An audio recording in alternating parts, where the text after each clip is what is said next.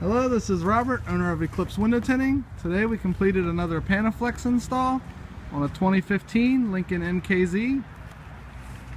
This customer opted to do 30% on all the sides and the rear window.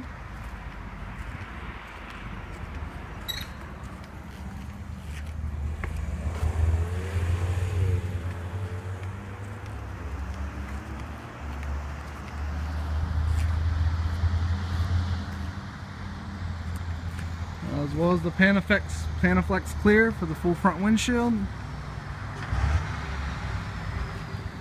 And this customer also opted to add their sunroof.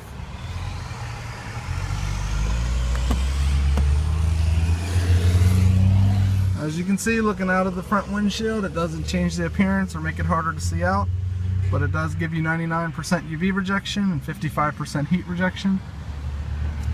Not too dark on the 30. And a medium dark on the sunroof, which will still allow in some of the light. This service for the sides and the back, we charge $350. For the full front windshield, we charge $150. And to add the sunroof, it'd be an additional $50. This customer is going to be paying $550. If you'd like to schedule an appointment or have an estimate for your vehicle, please feel free to give us a call at 239-262-4255. Thank you.